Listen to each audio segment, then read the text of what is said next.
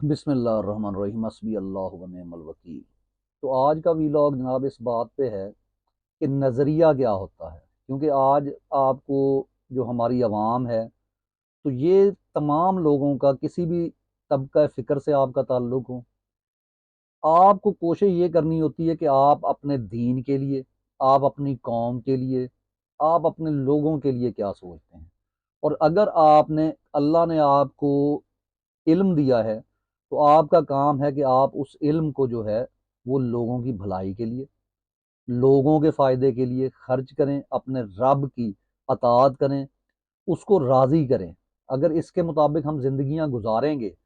تو ہم کامیاب ہو سکتے ہیں۔ یعنی دنیا میں بہت ساری چیزیں ہیں، تو بات یہ ہے کہ نظریہ کیا ہوتا ہے۔ نظریہ جب بھی ہم کوئی آئیڈیالوجی ہم بناتے ہیں، اس کے اوپر جب ہم کوششیں کرتے ہیں تو ایک ہمارے اندر آبجیکٹو ہوتا ہے کہ ہم نے اس آبجیکٹو کو کیسے حاصل کرنا ہے، کس طریقے سے۔ ہاں، کچھ دیر کے لیے آپ یہ ضرور کر سکتے ہیں کہ آپ لوگوں سے جھوٹ بولتے ہیں، لیکن جو کہا جاتا ہے نا کہ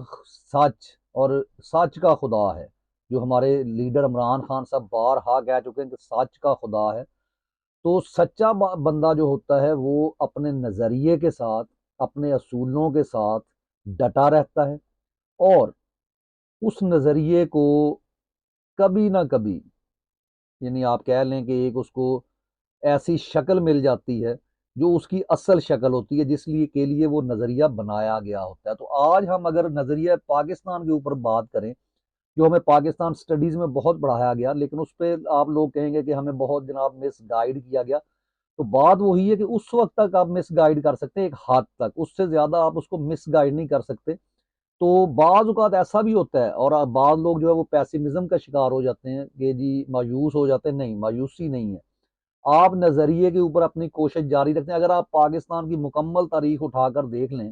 کہ پاکستان کو اگر لا الہ الا اللہ کے اوپر حاصل کیا گیا تھا، کلمے کے نام پر حاصل کیا گیا تھا، تو اس کی غلط تشریح کر کے، لیکن اس کی اوریجن جو ہے وہ وہی رکھی گئی۔ لوگوں کو بہکاوے میں لانے کے لیے بھی ان کو اسلام کا ہی نعرہ لگایا گیا کہ اسلام کو خطرہ ہے جناب، اس سے خطرہ ہے۔ پھر جو ہمارا ایک تھا کہ ہم ہندوؤں سے ایک الگ ملک بنانے میں کامیاب اگر ہو گئے تھے، اس کو ایک غلط پیرائے میں رکھ کے کہ انڈیا سے شاید یہ لوگ جذباتی ہیں، ان سے دشمنی، اور لوگوں کو یہی بتایا گیا کہ سن 65 کی جنگ میں جناب، اور لوگوں نے بھرپور اس میں اپنی فوج کا ساتھ دیا۔ لوگ ایک دفعہ جب بلڈ دیتے تھے، دوسری دفعہ لائنوں میں لگے ہوتے تھے۔ بڑی بڑی کہانیاں ہیں، اور بہت سارے جھوٹ بھی بولے گئے کہ جیسے کہ جی ہمارے فوجی تھے تو ان کو جو ہے وہ سبز کپڑوں میں لوگ نظر آتے تھے جو ان کی مدد کرتے تھے۔ جب آپ کی انٹینشن ہی غلط ہوگی تو کیوں اللہ تعالیٰ آپ کی مدد کے لیے جناب جو ہے وہ فرشتوں کو یا نیک لوگوں، کسی کو بھی، یعنی کہہ لیں فرشتوں کو بھیجنا ہوتا ہے نا، تو فرشتے کیوں بھیجے گا آپ کے لیے جب آپ کی انٹینشن یہ ہے کہ آپ نے صرف اپنے لوگوں کو پاگل بنانا ہے۔ آپ نے اس ملک پر بائے حق اور برائے کروک جو ہے وہ اپنی جو ہے وہ کیا کہتے ہیں طاقت کو، اپنے حکومت کو قائم رکھنا ہے، اور اس میں آپ لیکن کیا لیتے رہے ہیں، کیونکہ نظریہ کیا تھا پاکستان کا کہ پاکستان کا مطلب کیا، لا الہ الا اللہ، اس کو غلط انٹرپریٹ کیا گیا۔ کس نے غلط کیا؟ ہمارے یہی ڈفر لوگ، 12 کلاس پاس، اس کے ساتھ ساتھ جو ہمیں آگے مولوی طبقہ ملا جو مذہبی طبقہ تھا، وہ کون تھا؟ یعنی وہی بیچارے جو کہ اس سوسائٹی کے قابل نہیں تھے، جو پڑھ لکھ نہیں سکتے تھے، جو کوشش کے باوجود بھی پڑھنے کی کوشش نہیں کرتے تھے، وہ ہمارے دین کے ٹھیکیدار بن گئے۔ انہوں نے اپنی روٹی روزی کمانے کے لیے لوگوں کو مذہبی منافرت کا شکار کروایا۔ انہوں نے کہا کہ شیعہ کافر، سنی کافر، فلاں کافر، اور یہاں پہ انہوں نے جناب یہ بانٹے گئے، اور مکمل طور پہ ان کو پروٹیکٹ کس نے کیا؟ ہماری لا انفورسمنٹ ایجنسیز نے، جن کا کام یہ تھا کہ ملک سے مذہبی منافرت، کیونکہ جنہوں نے نظریہ کس نے دیا؟ قائد اعظم نے، علامہ محمد اقبال نے، ان مسلمانوں نے، یعنی علی برادران، مولانا شوکت علی، مولانا جوہر، تو ان کے ہم نے نام پہ صرف سڑکیں بنائیں۔ ہم نے کوئی ایسے جو کہ پچھلی حکومت میں ہم نے دیکھا کہ آپ اگر تصوف کی بات کرتے ہیں، اگر آپ صوفیہ کی بات کرتے ہیں، تو آپ یہ دیکھیں گے نا کہ یہ صوفی کیوں آئے تھے، جس کے لیے ریسرچ سینٹر عمران خان صاحب نے قائم کیے۔ تو یہ چیز جو تھی یہ سچ کھولنے کے لیے تھی، اور یہ سچ جو اس کو سمجھ جاتے تھے، کیونکہ وہ اتنی تعداد میں نہیں ہوتے تھے، ان کو ٹائم نہیں ملتا تھا، وہ سکھا نہیں پاتے تھے۔ یعنی جنرل ضیاء اگر اپنے ایک لمبا عرصہ جو ہے اس حکومت پہ برا جمان رہا جھوٹ بول کر اپنے آپ کو، لیکن اس نے لبادہ کون سا اڑا؟ اسی نظریے کا کہ ہم جی یہ کر دیں گے، ہم مجلس شورا بنائیں گے، ہم جو ہے نمازیں پڑھائیں گے، اور پھر لوگوں کو غلط تقریریں جیسے ایوب خان کی، قائد اعظم سوری کہہ رہا ہوں، ان کی جنرل ضیاء کی، اور ان جیسے لوگ آگے سے آگے آگے وہ اس عوامی پلس کو، جیسے ابھی زرداری ہے، یعنی وہ گو کہ اس مزاج کا، اس حکومت کا حصہ نہیں ہے، لیکن وہ ایک دوسری طرف کھڑا ہوا وہ شخص ہے جو طاقت میں موجود ہے، یعنی برائی کا وہ جو ہے وہ سمبل ہے، علامت ہے، اور پوری قوم اس سے نفرت کرتی ہے۔ اس کے باوجود چند لوگوں نے، طاقتوروں نے اس کو جو ہے صدر تک بنا دیا ہے، وہ بیٹھا ہوا ہے، لیکن کیا ہے کہ اس وقت عوام اسے،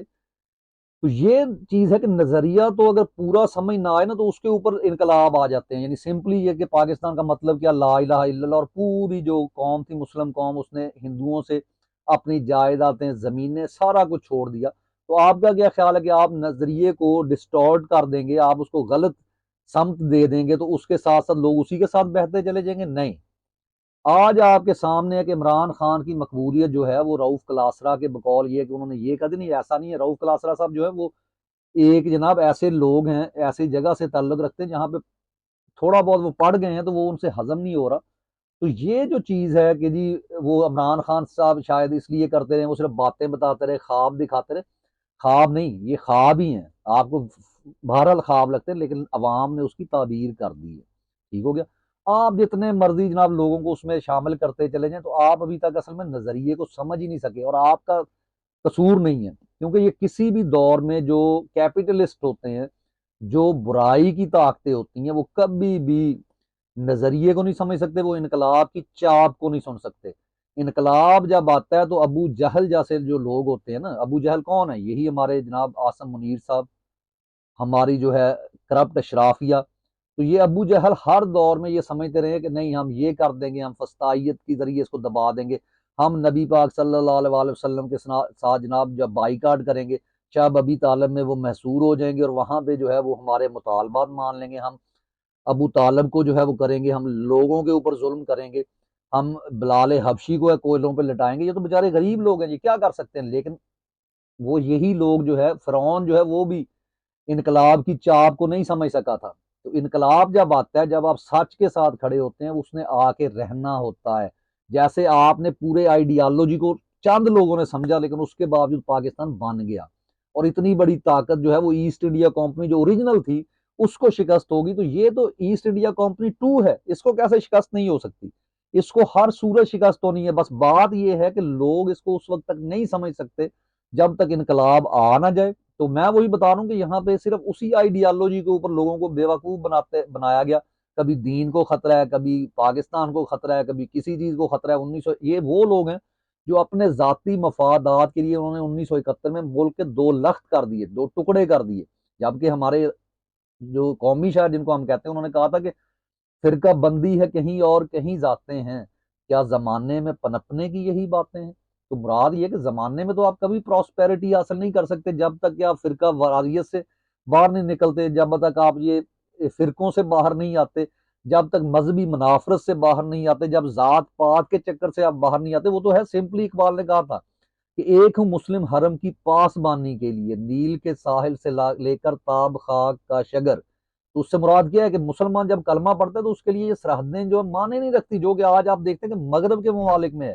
مغرب میں لوگ کیا کرتے ہیں، آپ کے ملک میں لوگ آ جائیں، آپ ان کو نیشنلٹی دیتے ہیں، ان کو رائٹس دیتے ہیں، آپ ان کو